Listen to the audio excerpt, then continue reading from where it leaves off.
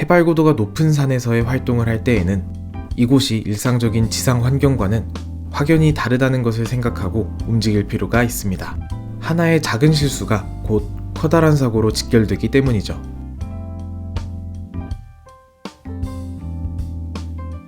어떤 스포츠를 하든 간에 안전을 가장 우선시해야 합니다. 안전이 있어야 스포츠를 계속할 수 있습니다. 해발 2000m가 넘어가는 고산지대는 공기 중 산소 농도가 부족해 고산병, 고산뇌부종, 고산폐부종과 같은 급성 반응이 나타나기 쉽습니다. 기본적으로 산소가 부족해 두통, 구토와 같은 증상부터 시작하며 이때 제대로 조치하지 않는다면 탈수와 탈진 같은 심각한 증상들이 생겨 결국에는 사망에 이를 수 있는 절대 가볍지 않은 증상입니다. 고산병은 어떻게 예방하고 또 어떻게 대처할 수 있을까요? 예방하는 방법은 산행 전 미리 준비하는 방법과 산행 도중 고산병의 원인이 되는 행동을 줄이는 방법이 있습니다. 산행 전 미리 준비하는 방법으로는 체력 훈련이 있습니다. 물론 체력이 좋다고 해서 고산병이 오지 않는 것은 아닙니다. 하지만 좋은 체력은 그렇지 않은 체력보다 훨씬 여유로운 산행을 가능하게 하고, 이는 산행 도중 예상하지 못한 문제를 만났을 때 더욱 합리적인 판단을 할 수 있게 해줍니다. 따라서 지속적인 체력 훈련은 단순히 신체적인 부담을 줄여주는 것을 넘어서 고산병을 예방하고 대처할 수 있는 여유를 만들어줍니다. 산행은 유산소 운동과 무산소 운동 그리고 유연성 모두를 필요로 합니다. 무턱대고 운동을 시작하는 것보다는 산행에 적합한 운동을 찾아보고 본인의 스타일과 부족한 점을 생각하며 운동을 하는 것이 좋습니다. 다음으로 산행 전 전문가의 의약품 처방을 받는 것이 좋습니다. 산행 시 나타나는 다양한 증상들을 완화시켜줄 수 있는 약품과 문제가 생겼을 때 응급처치 방법들을 사전에 숙지할 필요가 있습니다. 꼭 고산병이 아니더라도 산행 중 생길 수 있는 다양한 상황에 대비하는 것이 좋습니다. 물을 넉넉히 챙기고 추위에 대비할 수 있는 핫팩을 챙기며 다양한 기후에 대응할 수 있는 의료들을 챙기는 것이 좋습니다. 이에 대해서는 전에 올린 레이어링 시스템과 수분관리 영상을 참고해주세요. 산행 도중 고산병을 예방하기 위해 해야 하는 것들은 꽤 많지만 모두 무시할 수 없는 중요한 내용입니다. 고산병이 생기는 이유는 해발 고도가 높아질수록 산소가 부족해지기 때문인데, 우리의 몸은 다행히 기본적으로 부족해진 산소에 적응하는 능력을 가지고 있습니다. 하지만 몸이 적응할 시간을 충분히 주지 않고 계속해서 산행을 하게 된다면 고산병을 비롯한 여러 급성 질환이 찾아올 수 있습니다. 고산병의 초기 증상은 가벼운 두통 정도이지만 이때 제대로 조치하지 못한다면 겨우 몇 시간 만에 매우 위험한 상황으로 이어지게 되죠.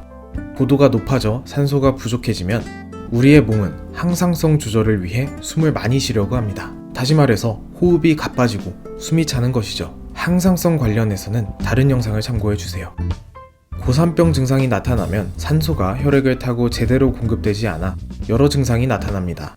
두통이 생기고 속이 안 좋아지며 현기증이 날 수도 있습니다. 이러한 증상을 인지하지 못한 상태로 산행을 이어나간다면 뇌부종과 같은 다른 심각한 문제로 이어지게 됩니다. 산행 중 고산병을 예방하는 가장 좋은 방법은 일단 증상이 나타나면 동료들에게 말하고 휴식할 여건을 만드는 것입니다. 증상의 정도는 사람에 따라 다르지만 만약 경미한 증상이 나타난 초반에 충분한 휴식을 취한다면 하루 정도가 지났을 때 산행이 가능할 정도로 호전되는 경우가 많습니다. 하지만 만약 증상이 지속되거나 악화된다면 더 이상의 등반을 중지하고 500m 이상 고도를 낮출 필요가 있습니다. 거동이 힘들 정도의 심각한 증상이 생긴다면 즉시 의사 또는 전문가의 도움을 받아야 합니다. 고산병을 제때 치료하지 않는다면 뇌혈관 속의 혈액이 뇌 조직으로 스며드는 급성 뇌부종 증상이 나타날 수 있습니다. 극심한 두통을 호소하며 혼수 상태에 빠지기 때문에 바로 하산할 필요가 있죠. 체액이 폐로 흘러들어가는 급성 폐부종 또한 마찬가지입니다. 호흡이 힘들어지고 마른 기침이 나며 금방 지치게 됩니다. 심지어는 급성 폐부종과 급성 뇌부종이 동시에 생기기도 하죠. 고산병 증상이 정상적인 활동을 하기 어려울 정도로 나타난다면 즉시 등반을 중지하고 최대한 고도가 낮은 곳으로 이동하는 것이 좋습니다. 고산병은 체력이 좋고 운동 수행 능력이 좋은 사람에게도 나타납니다. 특히 체력이 고갈되거나 체온이 떨어지는 등의 신체 변화가 생겼을 때 취약해지죠.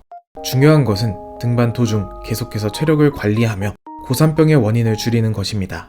효율적인 산행과 충분한 휴식으로 체력을 관리하고 레이어링 시스템을 이용해 체온을 조절해 줄 수 있죠. 체온이 한번 떨어지게 되면 다시 올리기 위해 우리 몸은 굉장히 많은 에너지를 소모합니다. 이 에너지를 아낀다면 다른 요소에 더 많이 사용할 수 있겠죠. 특히 추운 고산 지역에서 샤워나 머리를 감는 행동은 금물입니다. 물에 적신 수건이나 물티슈 등으로 조심히 해결해야 하죠. 또한 충분한 방안과 방호 대책을 준비해 챙겨갈 필요가 있습니다. 산행에서 가장 중요한 것은 등반이 아닌 살아서 돌아오는 것이니까요. 지금부터 고산에서 생길 수 있는 각종 질환들의 증상을 알아보겠습니다. 먼저 고산병입니다. 이 중 하나라도 해당이 된다면 본인의 상태를 체크해보는 시간을 가지는 것이 좋습니다. 두통, 속이 메스껍거나 구역감이 느껴짐, 식욕 저하, 피로감과 나른함, 맥박과 호흡 증가, 불면증, 이 외에도 평소와는 몸 상태가 조금 다르게 느껴진다면 빠르게 인지하고 몸 상태를 돌아보는 것이 좋습니다. 다음으로 급성 뇌부종입니다. 보통 고산병과 같이 오게 되며 심각한 증상들을 동반합니다. 뇌부종의 증상은 다음과 같습니다. 심한 두통, 무기력, 운동 능력 저하, 판단력 및 집중력 저하, 환각, 이러한 증상이 나타난다면 급성 뇌부종을 의심할 수 있습니다.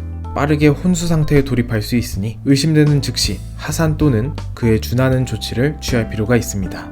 마지막으로 급성 폐부종입니다. 지속적인 기침, 운동 능력 저하, 금방 지치고 체력적 피로도 상승, 호흡과 맥박 증가, 입술과 손톱 밑의 색이 검게 변함. 급성 폐부종이 발생했다면 고도를 1000m 가까이 낮추어야 합니다. 꽤 높은 퍼센테이지로 증상이 완화가 되죠. 이번 영상에서는 고도가 높은 지역에서 나타나는 증상들에 대해서 알아보았습니다. 고산 환경은 여러 가지 이유로 지상에서만큼 효율적인 대처가 불가능합니다. 그렇기 때문에 잘 준비하고 판단할 필요가 있죠. 산행에 관한 더욱 다양한 정보를 얻고 싶다면 푸카라 여행사 채널을 구독해주세요. 앞으로 더욱 많은 영상들이 올라옵니다. 감사합니다.